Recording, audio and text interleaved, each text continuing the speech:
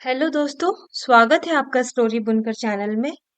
मैं नीतू, आपकी कहानी दोस्त। और आज की कहानी है जब सियार को मिला नगाड़ा। किसी वन में एक सियार रहता था। उसका नाम था गोमायू। गोमायू सीधा साधा था, किसी को खामखा तंग नहीं करता था।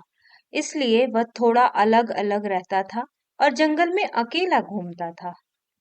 एक बार की बात है, बहुत दिनों से गोमायू को भोजन नहीं मिला। वह भोजन की खोज में भटक रहा था और उसकी भूख तेज होती जा रही थी। गोमायू सोच रहा था, जल्दी ही भोजन नहीं मिला तो भला मैं जीवित कैसे रहूंगा। इसी चिंता में गोमायू आगे बढ़ रहा था। तभी उसे एक अजीब सी आवाज सुनाई दी। आवाज कुछ इतनी विचित्र थी कि गोमायू तो एकदम भयभीत होकर झाड़ी के पीछे छिप गया। वह सोचने लगा, भला इतनी अजीब आवाज किस जानवर की हो सकती है। लगता है जंगल में कोई ऐसा जानवर आ गया है जिसे मैंने आज तक कभी नहीं देखा। तभी तो उसकी आवाज सुनकर मेरा दिल दहल रहा है। पर कुछ देर बाद गोमायू ने सोचा, भूख से तो मैं वैसे ही बेहाल हूँ। भला कब तक झाड़ी के पीछे छुपा रहूंगा।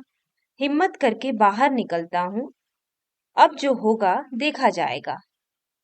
आखिर गोमायू हिम्मत करके झाड़ी से बाहर आया। उसे सामने एक विचित्र चीज दिखाई दी, जो एकदम गोल मटोल और विशालकाय थी। कुछ फूली फूली भी थी और उस पर चमड़ा मढ़ा हुआ था। देखकर गुमायू तो अचंभे में पड़ गया। सोचने लगा, अरे भला यह क्या चीज है। असल में वह एक विशाल नगाड़ा था। कुछ समय पहले उसी स्थान पर दो सेनाओं में भीषण युद्ध हुआ था। बाद में वे सेनाएं वहां से चली गई, पर किसी सैनिक का नगाड़ा वहीं छूट गया और अब वह नगाड़ा एक पेड़ के नीचे पड़ा था। जब जब जोरों की हवा चलती तो उस पेड़ की एक टहनी जाकर नगाड़े से आकर लगती। टहनी की चोट से नगाड़ा बज उठता और उसकी गूंज हवाओं में फैलती हुई सारे जंगल में छा जाती। पर गोमायू भला यह सब क्या जाने। उसके लिए तो वह नगाड़ा और उसकी आवाज किसी अजीब जादू मंत्र से कम नहीं थी, जिससे मन में भय पैदा हो रहा था। आखिर वह डरते डरते उस नगाड़े के पास गया, लेकिन पास जाकर उसका दुख खुशी में बदल गया। उसे लगा, ओहो, यह तो एक विशाल भंडार जैसा है। इसके भीतर ना जाने क्या क्या होगा। इसलिए शायद इसे चमड़े में मढ़ दिया गया है।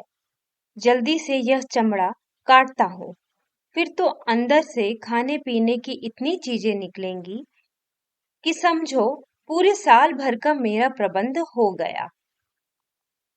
बस उसी समय गुमायू ने नगाड़े के चमड़े को काटना शुरू कर दिया, पर वह चमड़ा सूखा हुआ और सख्त था।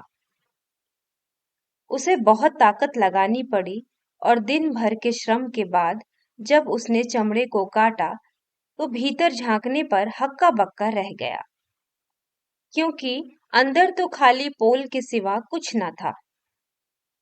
बेचारा गुमायू की सारी मेहनत बेकार गई। उसके दुख का ठिकाना ना था। अपने भाग्य को कोसता हुआ गुमायूं सियार भोजन की तलाश में आगे चल दिया। लेकिन मन ही मन वह कह रहा था, ओह, इतना उतावलापन भी ठीक नहीं। मुझे अच्छी तरह देख परख के मेहनत करनी चाहिए थी, वरना तो इस दुनिया में ढोल की पोल बहुत है। ऐसी ढोल की पोल से तो राम बचाए।